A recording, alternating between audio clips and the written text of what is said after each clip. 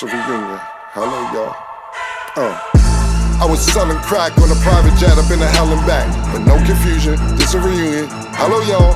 Welcome back. Get murder here. He counting money. He said, "Can man, the hell with rap." I'm only here to shit on niggas and piss on bitches. Welcome, ass. I bought jewelry and bikes, nigga.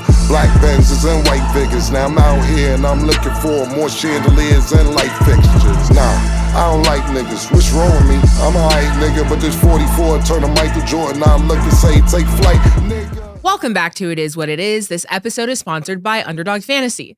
The app is an easy way to make some cash just by making picks on your favorite players. Underdog is available in more than 30 states, including California, Texas, and New York, just to name a few. Make sure to support the show by hitting the link in the bio and downloading the Underdog Fantasy app. They'll also match your first deposit up to $100, and you get a special pick when you sign up. I'm Treasure Wilson, aka Stat Baby, along with your hosts Mase, Cam, and today we are joined with our analyst, Maurice Clarett. Mo, what's up? Killer, what's good, man? What's happening, family? How y'all doing? And good, man. Great. Good, man. Good to see you. Yo, Mo, let me ask you a question. You see everybody? Yeah. Is Mase hat a pause? Look, it say he a vacation bay. Yo, that's wild. Yo, you a vacation bay? Yo, I'm just asking Mo his opinion. Yeah, that's crazy. Yeah, that's kind of wild. You're a vacation bay.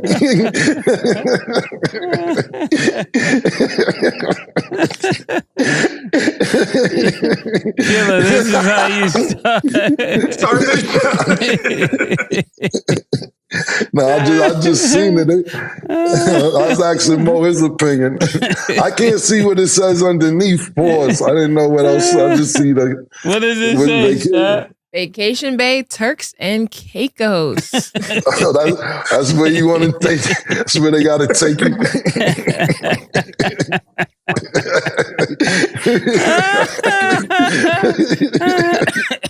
Oh man. My bad. Mo ain't gonna say nothing about that. Mo be flued out, you know? He just escaped from murder. They fly him out and give him jewelry. Hey,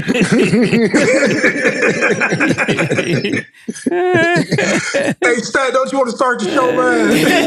I was waiting to see if he was going to comment. He was real quiet, so it's answered. All right, so let's start with the game. So the Celtics lose to the Cavs 118-94. Porzingis is still out, but the team scored collectively less than 100 points.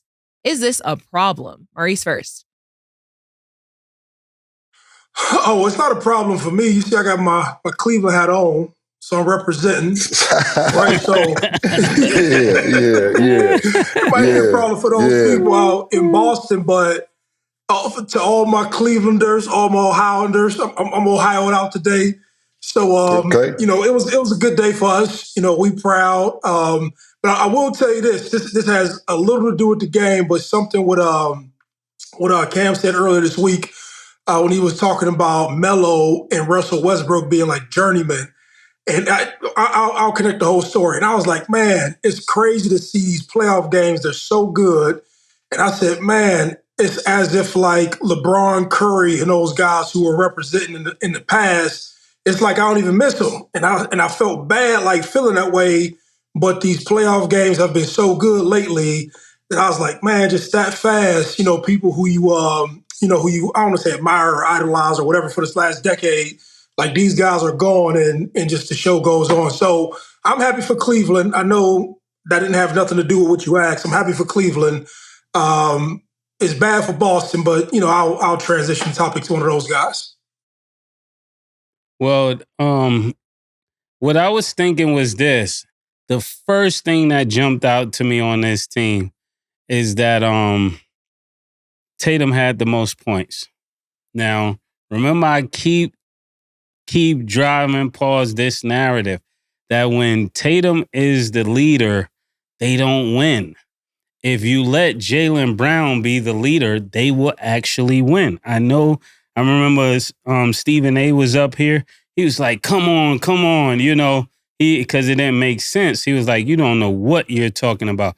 But if you start looking at every time like they're really in cruise control is when Jaylen Brown is leading the team. I remember I said this, and I said it first jokingly to Killer about him being Batman, but now it's starting to make sense. Another thing that jumped out to me on this team is that Holiday. Did Holiday just vanish on this team? This is the second game that he's been that I've seen that he's been a very low productivity. He got 4 points in this game, and when Garland is 4 from 5 from 3, they're not going to beat Cleveland. I mean, I think he's the difference maker on that team. We expect Mitchell to go crazy, but when Garland get crazy, they're a dominant team. I kind of expect Mobley to have 21. I'm not going to lie. But when Garland gets it going, pause, Cleveland is a hard team to beat. Look, Cleveland shot great. They shot 54% from the field, over 60% from three-point land. Everybody was in double digits. LeVert came off the bench, had 21 points. They played a complete game. And Boston, this happened last series against the Heat when Stat was like she had the really good feeling that they was going to win the game. And yeah, and this is the same exact game. Did you have a good feeling about this one too? Yeah. Did you have a feeling about this one last night too, Stat? No. That niggas is keeping up with you now, Stat. You're not a rookie no more. And you can tell the days I get silent. But seriously, Boston gets lackadaisical because I think that they think they're so good that they could take a game off a game here too often. I didn't even like what Jason Tatum said after the game, that everybody thinks we're supposed to win every game by 25, and it's not going to be like that all the time. Nigga, y'all the Celtics, y'all not really supposed to lose at home. I'm talking traditionally as a Boston Celtic. Y'all not supposed to lose at home, period. You know, I seen Kendrick Perkins talking about how when they went on their championship run, their home games, they won by average of double digits. And traditionally, y'all are just too lackadaisical when it comes to certain games. Like, oh, we're the Celtics. We'll turn it on when we turn it off. I tell you one thing. And I know the Knicks still have a series to play, and people are still getting injured. You know, OG's going to be out next game, but the Knicks, and you can't count Cleveland out because also not only are they playing good, we're seeing the Donovan Mitchell the last 4 or 5 games that we're used to seeing in the playoffs. The Donovan Mitchell that's used to dominating. You got to realize this whole playoffs. Let's think about it. We're talking about Shea. We're talking about Jalen Brunson. We're talking about Ant-Man, Anthony Edwards. We're not really talking about Donovan Mitchell because he didn't need to be talked about like that in the beginning. We're not talking about Jason Tatum or even Jaylen Brown for that matter, to be honest with you. One of the superstars from that team going to step up. And that's what we need to find out, because if the Knicks get the pieces that they have now, I'm talking about, well, we know Mitchell isn't coming back for 6 to 8 weeks. I don't know if that season ended or not. But if OG comes back, they're good enough to beat Boston. I don't know if Cleveland is, but Boston be on some bougie, smooth shit. I don't really like how perfect Jason Tatum line is, to be totally honest with you. His shit is too crispy. Nah, I don't like it. I don't like them niggas' hair's done. The braids is just right. It's no fucked up shit in the braids. Everybody fucking Boston Killer? No, I'm hating on the way they looking good coming to the game, pause, but Murder, the way the nigga line look, he after he got off the layup line, he got a line. Like, you know what I'm saying? You gotta pay attention to this shit, niggas who come into the game pretty all the time. It makes a difference. And I don't know if they're gritty enough, I have the attitude enough to get to the championship. Now, I don't want to jump the gun, and there's still a lot of basketball left to be played. But they can't be having this, we ain't always going to win. We ain't always going to be winning like that. I don't want to hear that if I'm a Celtics fan. Because y'all should be expected to win every game, whether you win it or not. Don't come to the podium with that shit. Yeah, and these niggas are playing at home. This is their second game, right? They're playing at home. You're not supposed to get blown out at home. Pause. Not in the playoffs. Not period, but definitely not in the playoffs. Okay, and then the Thunder... Red Auerbach would have none of that shit. Yeah, this is why Danny Ainge had to get out of there. Danny Ainge said, I'm out. The same... What was homeboy name at Golden State? He pulled the same thing, pause. He said, I got to get out of here. It's about to get crazy. Yeah, well, I know you're talking about Myers. Bob Myers. They got a little better situation. I'm not going to say and act like the Celtics still aren't the favorite today to go to the championship, but they got to, we can't be having this lackadaisical, it ain't going to be like that all the time, because that's very discouraging to hear. Same thing like when we heard the Joker say, the Joker was like, yo, we going to need 2 or 3 of me to beat these niggas. Pause. When the nigga said that, I thought the series was over. Then the next game they get blown out without Rudy Gobert even playing. These statements are mental shit for the other team. You get what I'm saying? Like, if I'm on the other team, I hear that shit and I'd be like, oh, we got these niggas.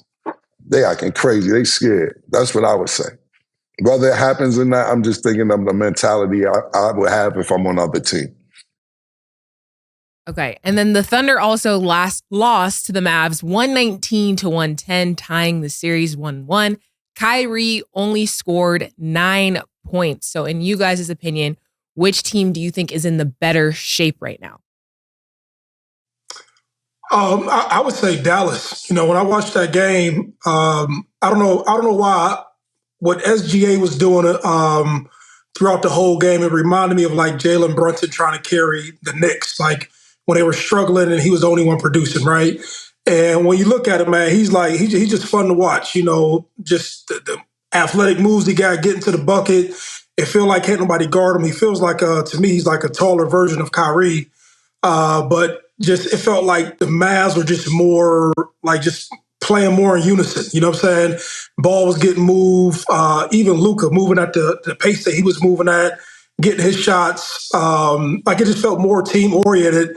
And I was just saying to myself, for the Mavs to steal one on their home court, and then for you to have to go home and possibly get 2 at home playing great team ball, I just don't see if the other team has enough production from those other guys. But if they keep on playing like that, the Mavs, I don't see how OKC can beat them. Just my opinion. Killer?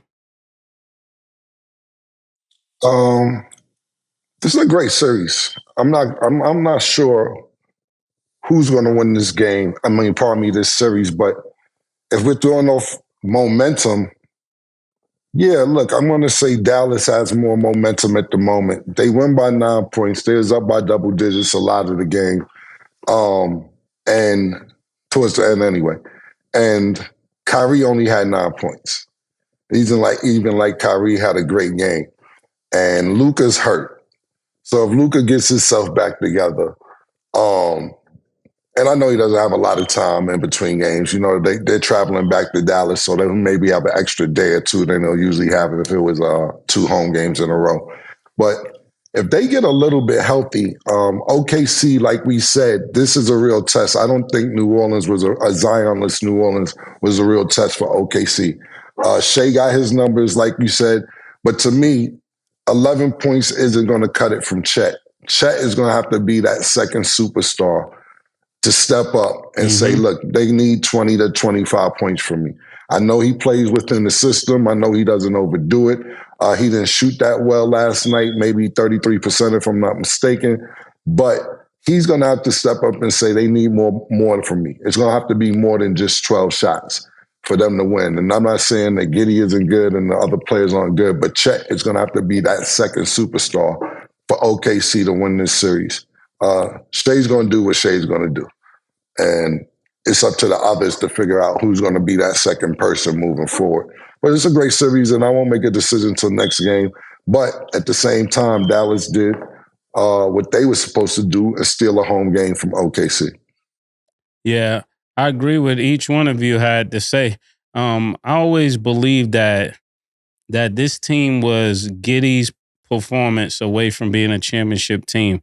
I believe he got to develop a jump shot or at least a consistent pause mid-range in order for them to win as a team, because when it comes down to it, we already know who everyone else is on this team. I mean, when it comes to the other two superstars. And I agree with you on the Chet thing, but I'm also ready to say that Shea is for real. Shea is for real. Like, the numbers he keep putting up against all of the quality guards that are out there. I mean, we seen him do it with Kyrie. We seen him do it with just everybody that comes across that those 94 feet or 90 feet. He gets the same numbers with everybody. So I'm really ready to put some real respect on his name at this point. What he did the other night. You got 33, 12 rebounds, 8 assists, and 2 blocks as a point guard. Is crazy. It's really crazy. I'm also not surprised that Luka had the numbers he had, but when they win with Kyrie getting 9, that's scary. Especially if they win by 9. That's scary because we know Kyrie is not going to have 9 again. And this just swings the series all the way in Dallas' favor. I know it's early, but it definitely does. Because when you're dealing with streaky players, all they need is any one little thing to go right, and then it begins to have a snowball effect. And then I got to ask you guys about Josh Giddey. So he was actually benched early on in the game, only playing 11 minutes. Do you guys think that he should have more of a reduced role and play less minutes, or do you think that's going to affect the team in the long term? What do you guys think about that? If I could go first, because I was just saying that right. When they first acquired Giddey was supposed to be like not a Magic Johnson, but one of those big guards, that have a dominance on the backcourt. And when he never developed that set shot, at least a set shot, it just made him kind of make the defense slack off him, and it made it able for them to double team other people because they know he can't hit the shot. He's going to have to prove that he can hit that shot consistently in order for him to be effective on the floor, because if not, when Killer was talking about his point, that each player point minuses, he's probably got the lead on that, because every time he's on the floor, everybody's just backing up off him. I remember people used to do that in like little kids playing basketball. So he definitely not supposed to be a pro and can't hit that shot. And then Maurice and Cam, any thoughts on Josh Giddey's play? Go ahead, Cam. Biggest thing, he got to be more productive on the floor. The biggest thing that I've heard about Josh Giddey all season is the allegations of messing with a minor. Let's get some better information on you outside of that, man. Even though you was acquitted, but that's your biggest stat this year. Damn. Yeah. No comment. That's what I'm saying, though, right? You was talking about him mad for like a month and a half. Like, why they didn't bring no charges on Giddey? They was harassing us. Then he got acquitted, and we ain't really heard nothing about him since then, right? Right? Am I bugging? Yeah, you're right. You're actually right. All right, then. Okay. Yeah, that shouldn't be the biggest thing that happened to you all year, you know? Yeah, that's my point. I ain't, he got acquitted, so we don't have to talk about it, but I ain't hear about his name since. Yeah, Kobe came back and had like 58 or something like that. He went crazy. 81 on niggas. 81 when they niggas accused Kobe. Kobe said niggas acting crazy. 81, nigga. And no disrespect to all the families involved. We're just talking about how he came back from it, not that any of it is right. Okay. Yeah, you accused of some bullshit. People love to spin what we talking about every time. So I'm just being responsible, Very responsible. Okay, let's discuss the Pacers. So the Pacers submitted 78 calls that they feel were incorrectly called against them from game 1 and 2 against the Knicks.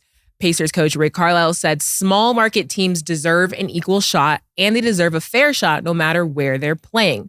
So how concerning is that number, 78 calls to you guys? And then do you guys agree with their actions to challenge the calls? Maurice first.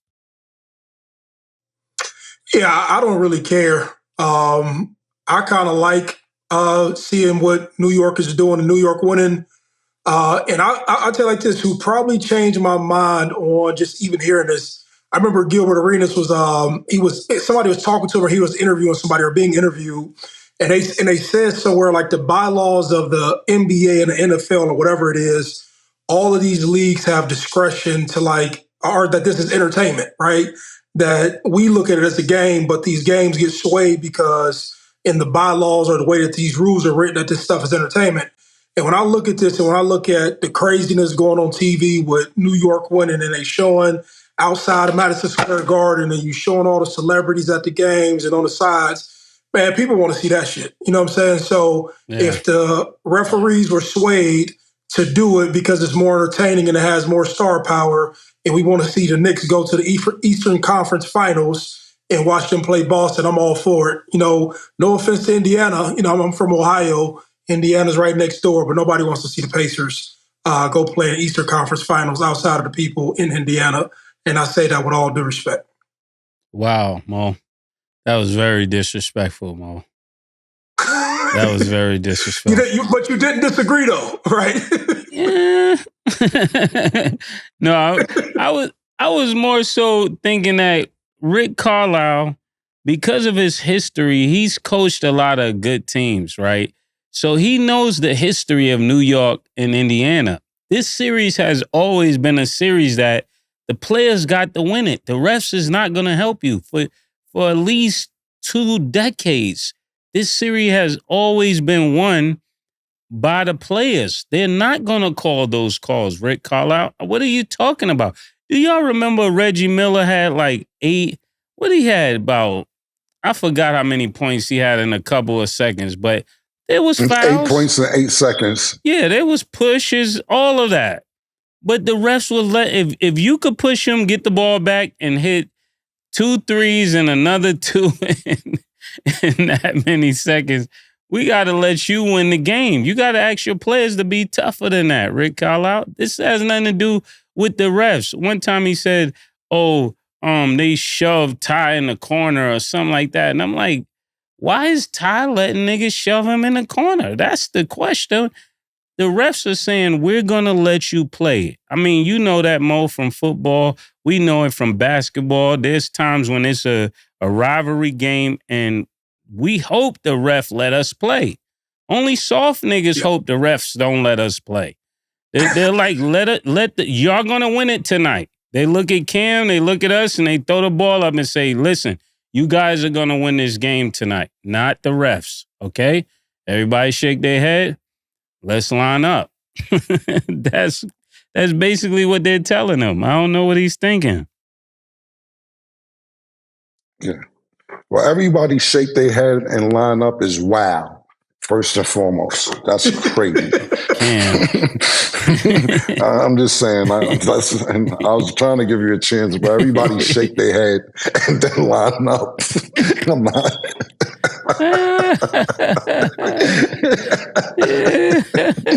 Vacation base and let everybody shake their head and line up.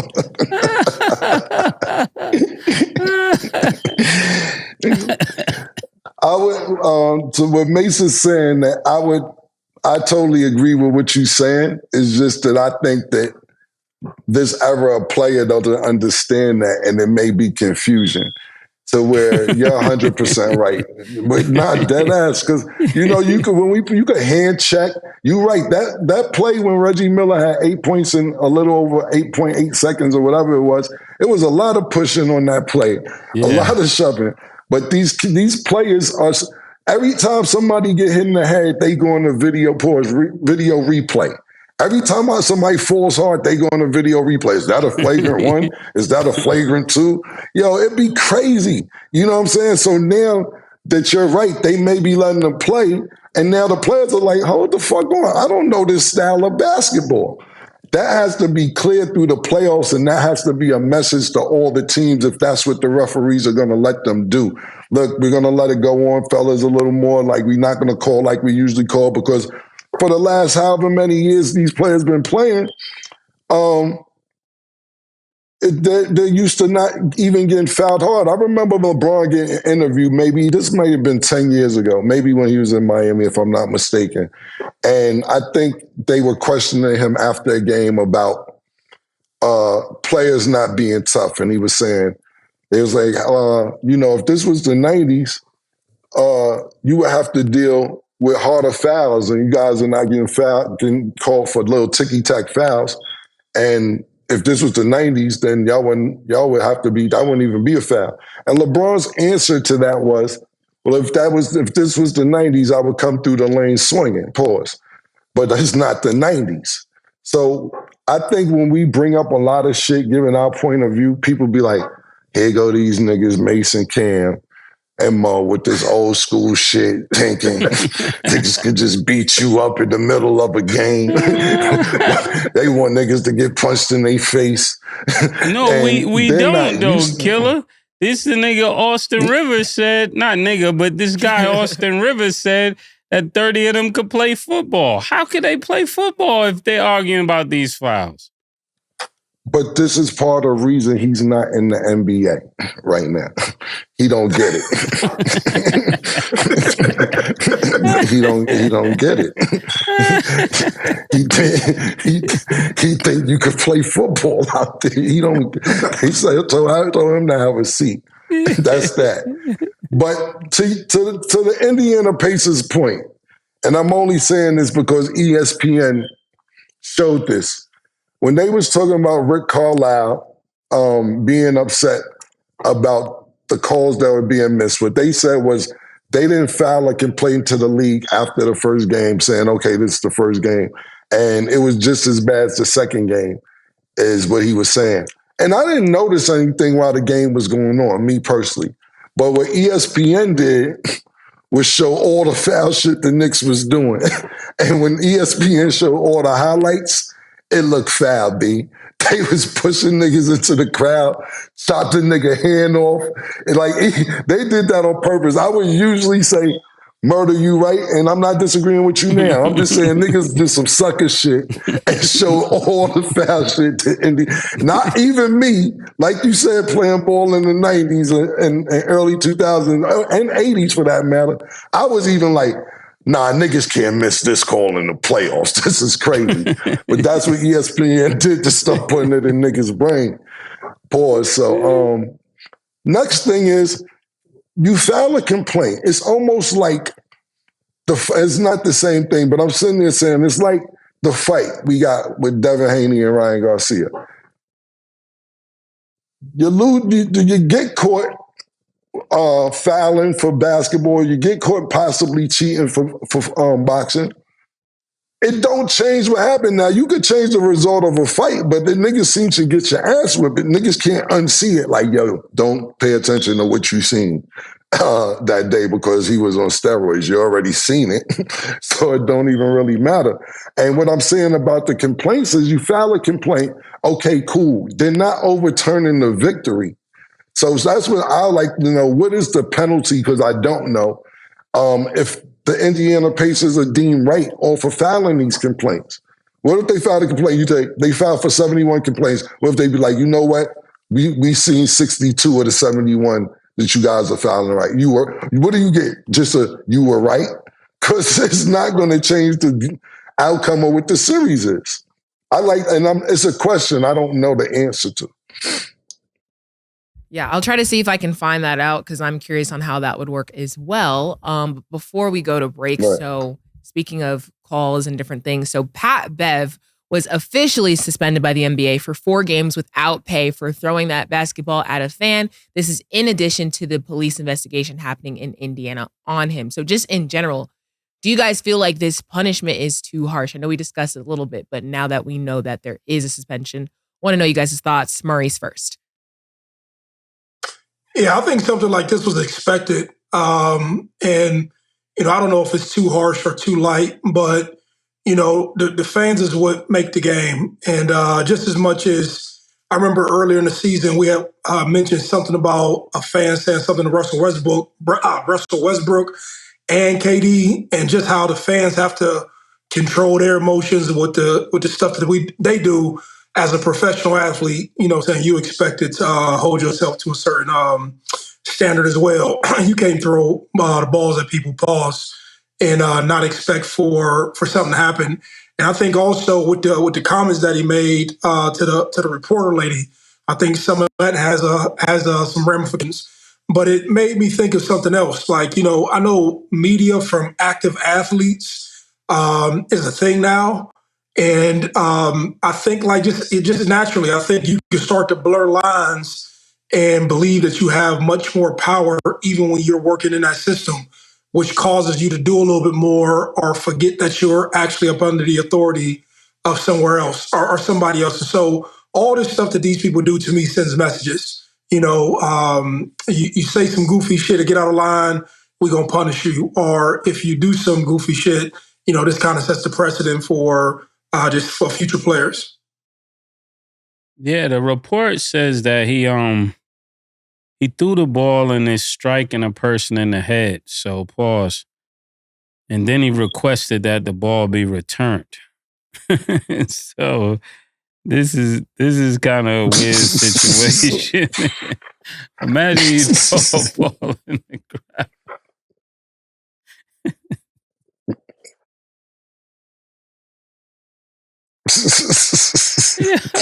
Yeah. I'm not laughing at the person. I'm laughing at the situation because I can see this. Somebody throw the ball mistakenly and it just hit you in your head. You didn't see the ball. And now you got the ball. You mad. You're like, what's going on? And then dude like, yo, can you throw the ball back? That's a weird situation, right? That's what I'm saying. So he's trying to say it was an accident. And they called him a nigga. So he's going to have to decide which one was it. Did he mean to throw the ball or did they call him nigga or can two things be right at the same time? You did say that. That's what I'm thinking. This is crazy, Pat. I wish you the best, Pat. We praying you stay in the league. Yeah, thing about it is he actually threw the ball pause twice. Yeah. So, and the second time was like a bullet pass. I think this is about fair, and it's already a police investigation going on outside of this. Only thing that I would say, because I watched that a couple times, and it's just, I put myself as let's just say a fan watching the game as well. He threw the ball, and the ball actually swiped a lady's face. Pause. So when he threw it, he was aiming at somebody, and it hit a lady in the face, grazed her face. And now her boyfriend gets up because he wasn't even aiming at either one of them. It just zoomed past them and went to the other person. What do you do as a man if a nigga throw the basketball at your girl face and it hit her? Now, if you get up and try and do something, the league and security, everybody gonna act like you wild and you bugging. Yeah, and if you don't do nothing, out of the arena and all that. Yeah, all that shit. Then if you don't do nothing, and I'm saying they're a Caucasian couple, so I don't know how that household is. If it's a black household, your wife on the phone talking to her friends like this nigga ain't even do nothing. Yeah. He sat there and let the nigga throw the ball right in my face. And, Pause. Yeah, in my face. Yeah. What did Calvin do? He said, yeah. Dude. He said, yeah. Nothing at all. This is nothing exactly, at all. This is Zilch. Zero. I told you. I told you about that, boy. Nah, Yeah, y'all talking like a white household. That's not how the verbiage is gonna go. This bitch ass nigga. Let me tell you what happened. No, I'm gonna tell you, he right here right now. Give me a minute.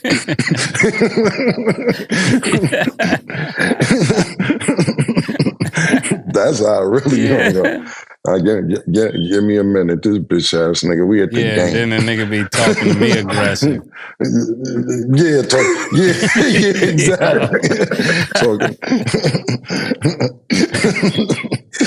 So what do you do as a man in that situation? That's fucked up. You know what I'm saying? So that's more what I was thinking about than anything else. But 4 games, I guess, Adam Silver, that's what you're going to get with him. And I'm not mad at it either way. I think 4 games should be the least minimum. What city did it happen in? I wouldn't have been mad if it was maybe 7, 8. Indianapolis. That's why the Indy police is investigating. Oh, yeah. He must don't know about Mike Tyson and all that. Indiana's not going to play with him. No. He'll learn tonight. At all. When we went into the All-Star Weekend, that's the only thing I knew about Indiana. But I said, ain't this the city Mike Tyson got locked up in? Oh, yeah, we're going to play it easy tonight. I'm dead. Okay. So in the comments, let us know what you guys would do in that situation. We're going to go to break. When we return, we will discuss conversations around the GOAT. Don't go anywhere.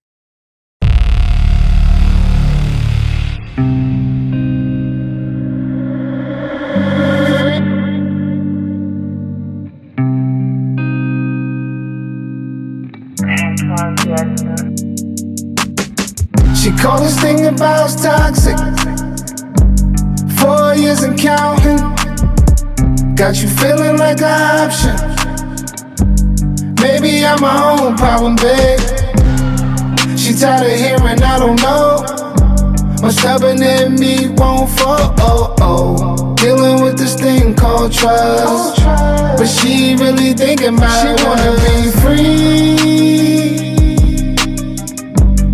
Why am I in this woman way free? Welcome back. Now let's get into our Underdog Fantasy picks of the day. Tonight, the Timberwolves will play the Nuggets. Underdog Fantasy has Anthony Edwards at 39.5 points, rebounds, and assists. Do you have him higher or lower, Mase? Lower. He'll be in the 30s, but not that high. Ham? Lower. Okay. Jokic is at 50.5 points, rebounds, and assists. Do you have him higher or lower, Cam? Lower. Okay. And Cat is at 7.5 rebounds. Do you have him higher or lower, Mase? Cat? Yeah. 7.5 rebounds? Mm-hmm. Higher. Underdog Fantasy is giving the money away. Yep, higher, I agree. Hey, download the Underdog Fantasy app and you can make your picks too. We are joined back with our analyst, Maurice Clarett. So Maurice had a good little discussion. He posed the question saying, how is there never-ending discussion about who is the GOAT? So the question to you all is, in sports, what are the non-negotiables to make somebody considered the GOAT? Maurice, I'm going to let you actually go first. Yeah, my answer is a little different, because this is the never-ending conversation. You're gonna probably hear it on some sports show every week in all different walks of life around everything. But when I consider or what I call somebody the greatest of all time, be it in any sport, basketball, football, whatever, the thing that kind of comes to my mind is when they the impact that they have on culture. And, naturally I think of, just when everybody always talks about Michael Jordan, like it's a place that I go to in my mind when I first seen the Bulls. I can hear the music. I can see, or I can basically experience my childhood over again. And that's where it rings great to me. The championships were cool. The MVPs were cool. Like those things, those things contribute to you being the GOAT. But probably what's most important to me, was a non-negotiable, was the person's impact on, I guess, what pop culture was to me. That's my non-negotiable. Championships, I can say there's a lot of great players, so that's not really on my non-negotiable list. because there's a lot of guys who are just on championship teams that really didn't contribute to the main thing. They contributed part of the role, but they weren't the main thing. So I don't really consider that. But I would say for me, MVPs and impact on culture. And I know there's a whole lot more to say, but those two things are mine. Killer.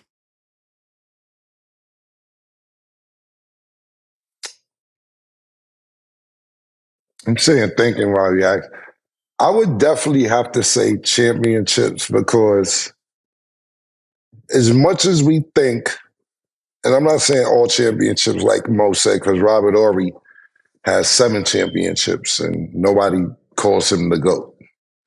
But everybody that you argue about being the GOAT has a championship, whether it's LeBron James, whether it's Michael Jordan, whether it's Bill Russell, whether it's Kobe Bryant, whether it's Joe Montana, whether it's Tom Brady. Anybody that you consider the GOAT has a championship outside of the new generation who considers Paul George the GOAT that just went home in the first round. So I don't know the standards for today. What happened? I said Mase, because that's your GOAT. Oh, yeah. Yeah, exactly. Yeah, but everybody, these days, and when Homeboy said that Paul George was the GOAT, I thought he was bugging, but then I did homework on it, and it's more than just him. It's like a few NBA players that believe that. Carmelo Anthony's son, up and coming, believes that Paul George is the GOAT. And it's like a different criteria, I believe, for a younger age. To me, Michael Jordan is my GOAT for basketball, and Tom Brady is my GOAT for football. As much as I love Joe Montana and everything else, I actually watched Tom Brady in real time go from being 6th-round pick to taking Drew Bledsoe's spot to be winning the Super Bowl his first year, second and third year. He actually, 2 out of 3 years he took his Super Bowl. Or was it 3 out of 4? I'm not sure. Whatever it is, he was winning back-to-back. 1 year he didn't win. And to see him go to win 7 Super Bowls was just incredible. So I seen it in real time. And sometimes it's hard for people to get a grasp of what they didn't see in real time. Same thing with Michael Jordan. I seen when I was 6, 7 years old, Michael Jordan get drafted, to him actually going through trials and tribulations before he even won his first championship. So I seen the grind, his NBA grind, so to speak. And when you don't see something, it's hard to grasp it on just YouTube clips or maybe in a documentary or anything like that. When you see it, it's something different because you have older people who would tell you, no, y'all all bugging that Bill Russell's the greatest of all time, or Kareem Abdul-Jabbar's the greatest of all time. And I may not have seen that, well, definitely not Bill Russell, but even when I started watching Kareem Abdul-Jabbar, he was older, and I didn't get to see him play when he was young. And he couldn't be the GOAT for me because I didn't see his whole career. So to me, the criteria will have to be championships. Mo made a great point, MVPs, and being the person who helped the main person on that team to get you the championships and MVPs. Because like I said, Robert Horry got 7, and I never heard like Robert Horry's to go. Let me ask you this: does culture play any role in what you talk about, or anything with you? So like you may have a difference on Jordan. Like when I think of Jordan, I literally think of my childhood and just his impact. How do I want to say it? Just his cultural impact with the tennis shoes and just style. He styled basketball to me. You know what I'm saying? And just what everybody wanted to be. It wasn't necessarily about championships or MVPs. Like that's how I remember it. You know what I'm saying? And everybody has their own thing. But I was just asking, like, does that play any role into I think, even how you view Tom Brady? I was about to say, to me, in basketball, it plays more than in football. Like basketball, if we go into culture and everything else, Allen Iverson cultural impact on black young kids is probably top tier from my generation, so to speak. Yeah. Allen Iverson was wearing the jewelry he was wearing or the jewelry he wanted. He was driving the cars that we wanted or was getting at the time. You know, Mase and Allen Iverson came in the league at the same time, so we was getting what he was getting. Or Mase was anyway. I was in the passenger seat. But at the same time, in the black community during my generation, he probably had the biggest cultural impact. Not that Michael Jordan didn't, because people are still buying Michael Jordan sneakers. We all wanted Michael Jordans more than anything else. But when it comes to football, me and Sin, of course, me and Sin was arguing about this one day. Not this particular comment, but you didn't want to wear what you don't care what Tom Brady's wearing. Do you have a pair of Tom Brady's? Sin asked me that one day. I lied and say I do got a pair of Tom Brady's.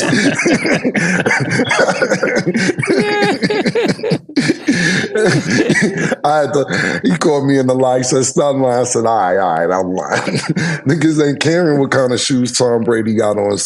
Or if you think about it, no disrespect, I don't know any football player where you be like, yo, I got to get the cleats. Maybe I'm just not in that world. Or the shoes. They could be like, yo, now there you go. There you go, nigga. Now you cooking. Deion cultural impact was crazy for football. That's a fact. Them Deion's was crazy. Outside, now Deion was a different animal. I'm glad you brought that up, Mo, because Deion would have called my phone tomorrow and went the fuck off. Sorry, Coach, my bad. I don't even want no more. Your cultural impact was wild. The jewelry, the music videos, the sneakers, crazy. And also, Bo Jackson. But think about the people we naming. They play two sports. They both play baseball and football. Ken Griffey, So absolutely. Yeah, Ken Griffey as well. The Ken Griffey, but you know, that's baseball. So that's not football, but yeah, Ken Griffey for baseball, absolutely. But yeah, so I think the criteria is a little different for football outside of the two people I named, and if I'm forgetting somebody, forgive me. Yeah, when I think I'm really tired of the conversation about GOATs, but really, because it seems like they keep leaving out people that are really important. It seems like the conversation gets drawn to, even when you talk about basketball, it gets drawn to LeBron and Jordan, right? Or Jordan and LeBron, however you want to say it. But realistically, it should be Jordan and Kobe. And to me, personally, or is like, to me, LeBron just is not, he's not that high to me that it is to other people. So I know it sounds like I'm hating, but I actually, like Killer said, I saw people playing real time and I didn't get to see LeBron play as much. So that may be where my vantage point is coming from. But what I saw Kobe does, I haven't seen LeBron do. To me, in my eyes, I haven't seen that. Even with the championships that he won, they weren't as strong to me as the ones that Kobe won. Like when Kobe won without with Shaq, and then he came back and won again.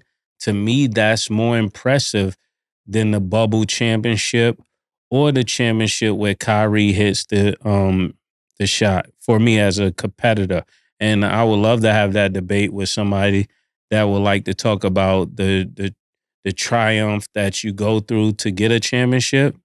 It was not as great as Kobe's, especially going through a rape case, changing your number, changing your hairstyle, changing everything, reinventing yourself, and staying in the same place where all the scrutiny is and winning at that same place twice is phenomenal. Yeah. Let me say this, Mase. I never said this, but man, I love LeBron for everything unbasketball related, if that's even a word. And like, I love him for just like to be able to persevere through all these years, to have all those expectations set on him and to perform, you know, for 20 years. You know what I'm saying? And so like the question was like, you know, what seems to be like the non-negotiables. And I think what I'm basically coming to is like, I don't think anybody will ever agree on a certain criteria. But, just me being from Youngstown and me being in Ohio, me understanding, and I just probably look at this more just like as a black man, right? Like to have that much money and be in this position and to not fuck up in any way or for it to be made public and to have that much success, to me, like that's why I'm gonna always I just shoot y'all straight. I love Michael Jordan. Michael Jordan, my favorite, but being a biased guy from Ohio, like it's just admirable what he's been able to do over these 20 years. You know what I'm saying? That's sort of less what I'm talking about. But I love him for everything basketball related. Like, I don't really care that he had championships with different teams. Like I really don't care about that. But him being able to do what he's done and then to assemble his crew. And I seen Rich and Mav and all those dudes and Randy, we all come up together, but to see them 20 years later and what they doing now, that's like my admiration for him because that's not no easy shit to do. To manage relationships, to keep motherfuckers from around you, to sink your ship, to, the women who probably came at the dude, the money and all type of influence, global influence. That's just some hard shit to manage. So there ain't a lot of people who can do that. So are you talking about greatest of all time dads? Or are you talking about greatest of all time basketball player? Because that don't have anything to do with basketball. Yes. So, yes, but you're making my point where in regards to basketball, Michael Jordan did say cultural. He did say cultural impact as well was part of it. Yeah, and that's just what I'm like. That's kind of what I'm saying. Where, I like him for. I like him for something else other than basketball, and I don't know if that's saying a whole lot, but I love him for other reasons. Okay. Well, it's a lot of people who have that argument as well. Some people have LeBron number 1, Jordan number 2, but it's a lot of people who have Michael Jordan number 1 that have Kobe number 2 also, because I have Kobe number 3, but of course, Sin has Kobe number 2. So he likes to argue with me about that. So at the end of the day, as much as we hear Jordan and LeBron, Kobe's name does get mentioned by a few people. For me, 3 of the chips Kobe had with Shaq. Yeah. I'm not saying, we got 2 without Shaq.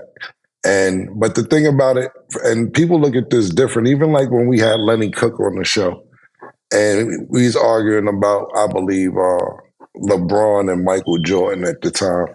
And people like Lenny Cook, and I believe younger, think it's a big deal to where, or something special when you could go win championships with other teams. But I'm of the mindset of what Mase just said too. When you stay with the same team the whole time and you win with what they give you, I believe that's hard to pause. But at the same time, I'm not mad at LeBron for basically bucking the system, if you want to put it that way. I'm not going to be mad at a nigga who could say, got leverage with the GM and be like, yo, well, we need Kevin Love. I said, man, I don't know about the Wiggins nigga. You know what I'm saying?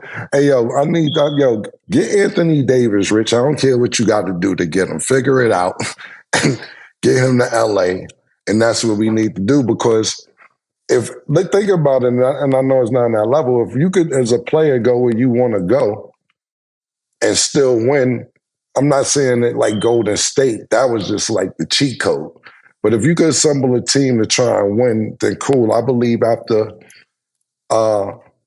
Ray Allen and Kevin Garnett went to Boston, everybody thought you needed 3 people to do it. And these GMs will trade you in the middle of the night. We talked about that before. You're on a flight, and when you land, you're in another place. Mason, myself, our coach told us how facing high school, fuck the NBA, high school. He could trade us for Stephon Marbury. So he would drive and pick him up and bring him to school every day and do his homework. And he would have. He would have. He wasn't even joking. That's the crazy shit about it. He was dead serious. So if nigga could ship you wherever you want to, wherever they want to take you to go, and you could be like, nah, I'm fixing all that. I'm going to go where I want to go.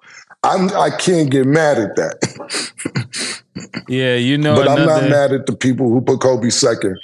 Yeah, my fault. Go ahead, like the reason why I brought up Kobe because the last few times when we talked about Jordan and LeBron, every time I go home, people like, "Yo, Mase, you bugging, nigga.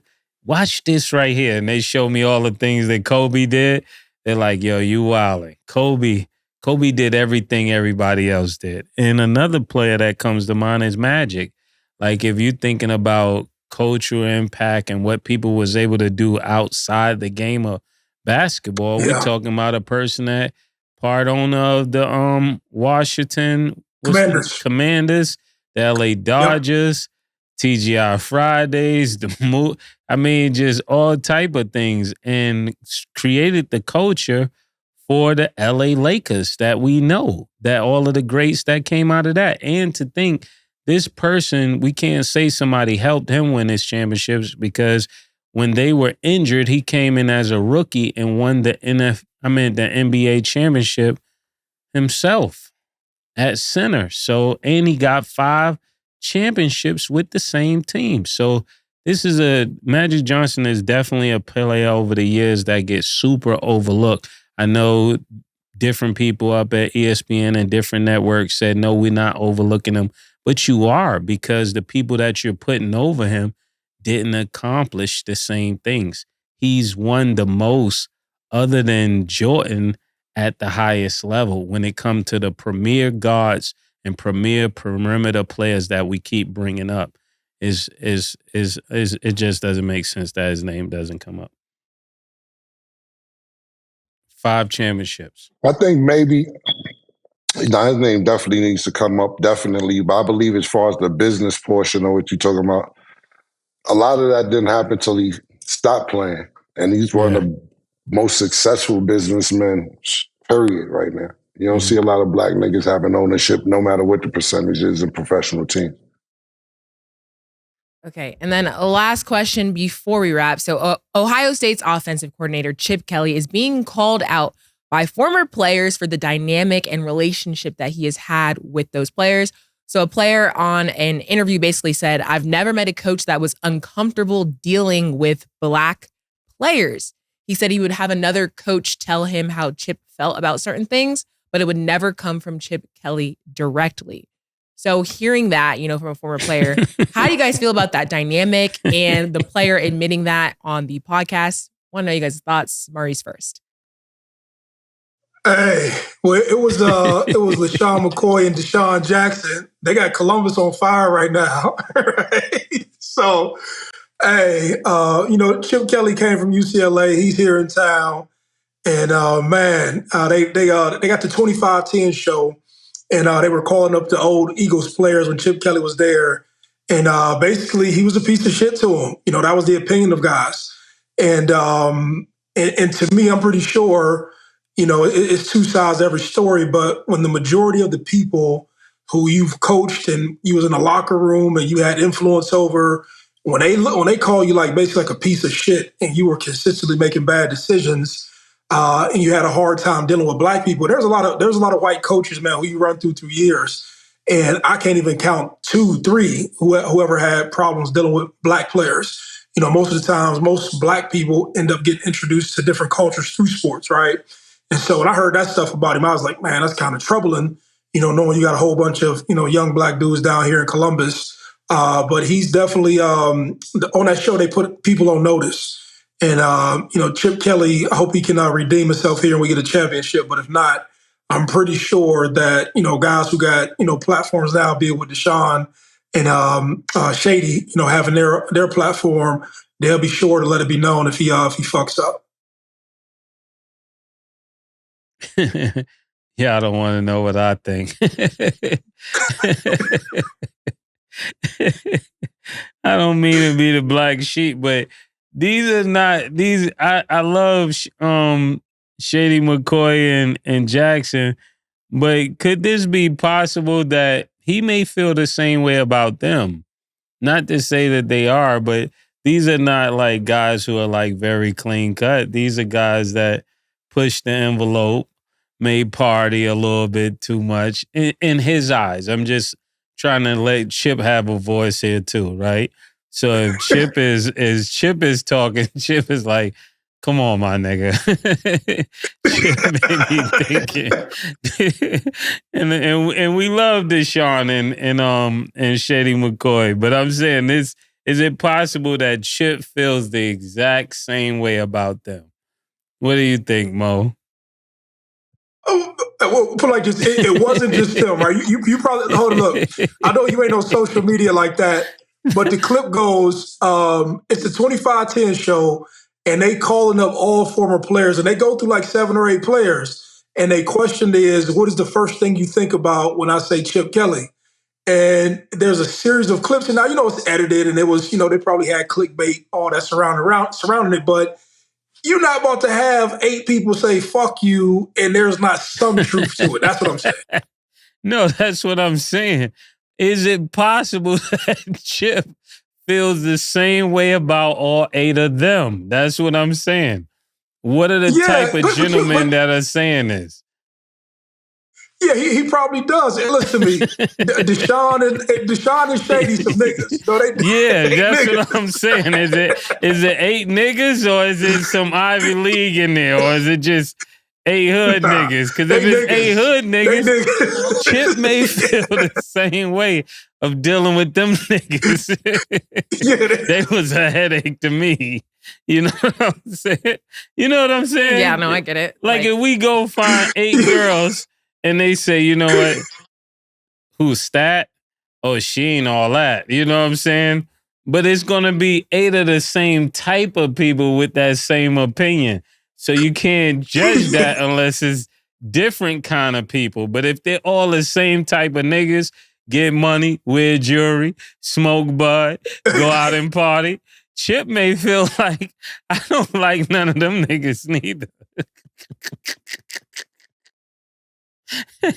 you get what I'm saying, Killer? Or no? You know what I'm saying? Like, there's some niggas that be like, yo, who Killer? Oh, that's my nigga. You know what I'm saying? And everybody that love him, they probably feel the same way. It's the same way with me. It's pause. It's acquired. It's not for everybody. Yeah, they definitely niggas though. So what I'm saying, not in Chip's defense, but I'm asking, maybe Chip is feeling the same way you're talking right now.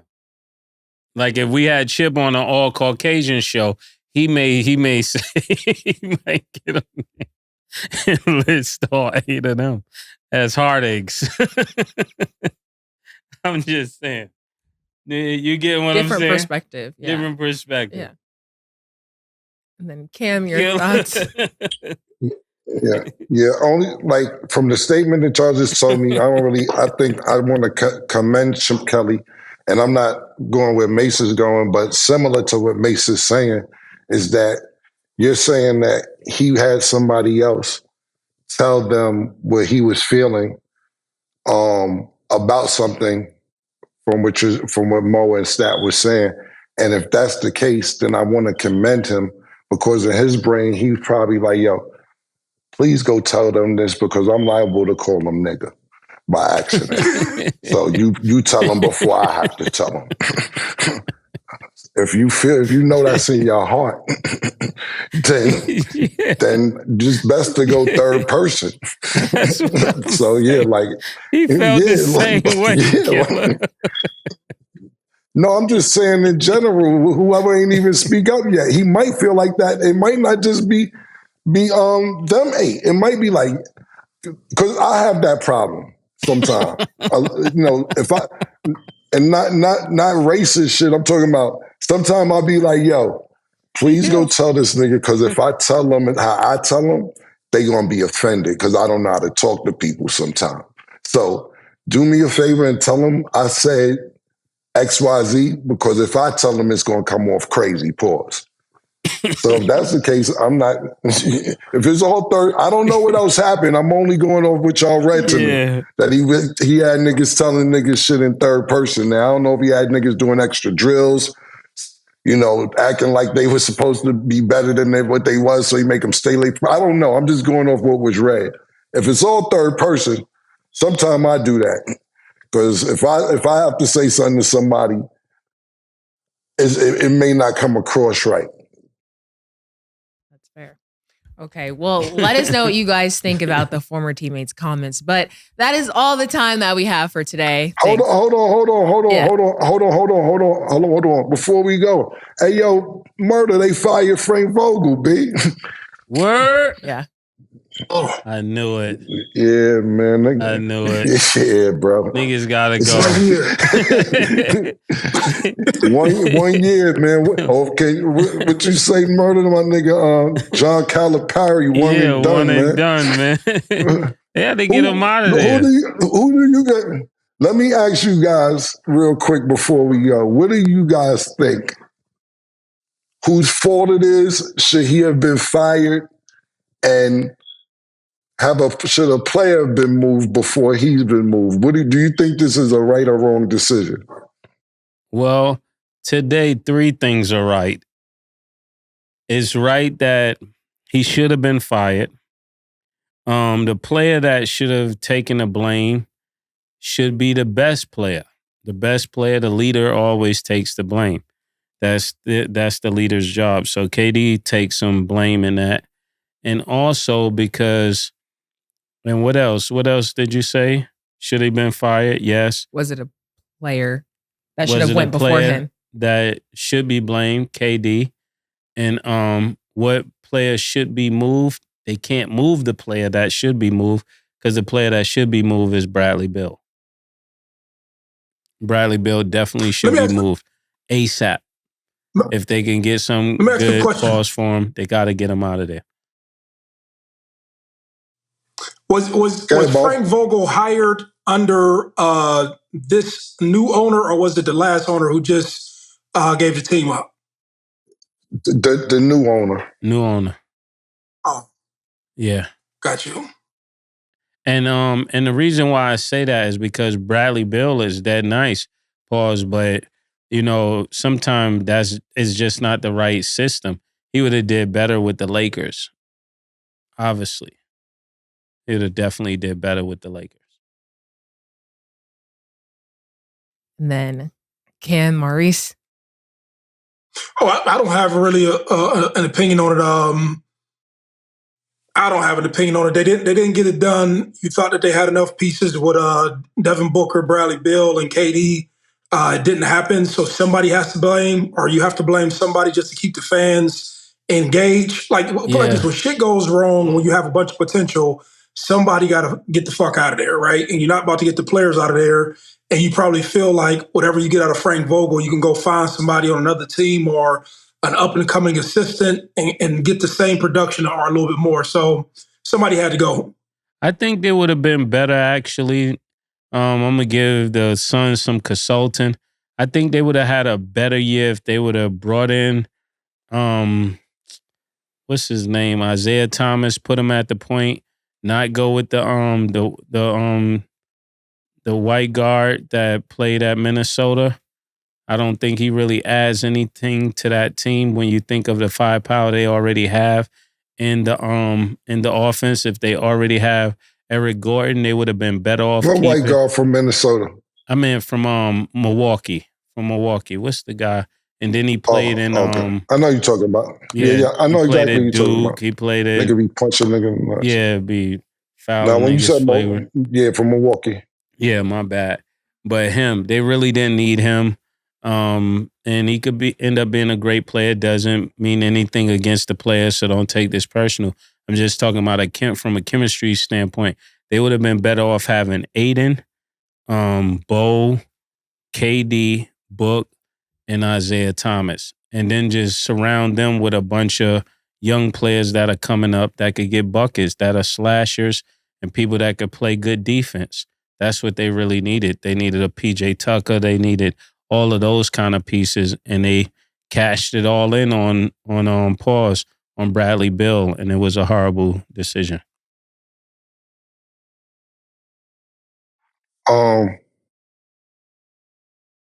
We got an antsy owner. I believe. Met him last year when we were there.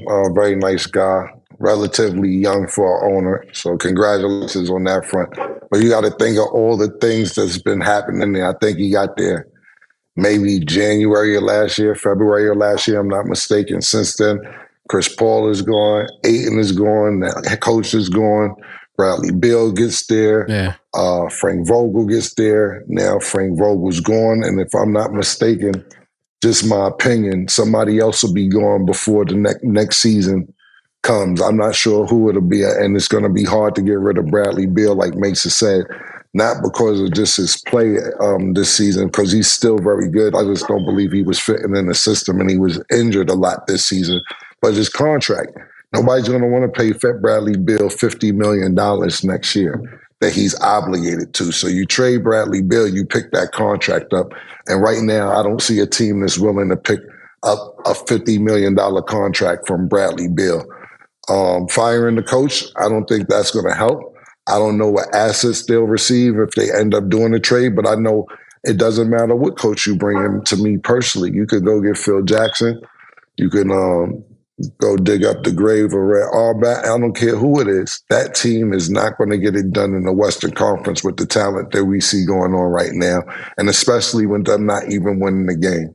Maybe they weren't motivated because of the relationships between Fred Vogel and some of the players, and they tapped out mentally early before the playoffs even started. But outside of coaching, just the energy, the chemistry, it doesn't look good for that core group there. And I believe before the season is over, before the summer is over, somebody's going to get moved. Okay, well, you heard it here first. Maurice, thank you for being here.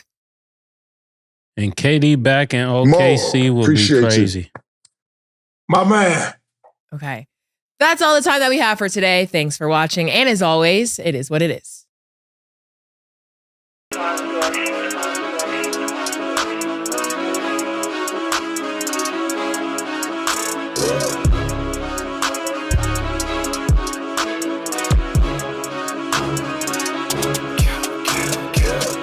What you want, nigga? Everything, nigga, super size.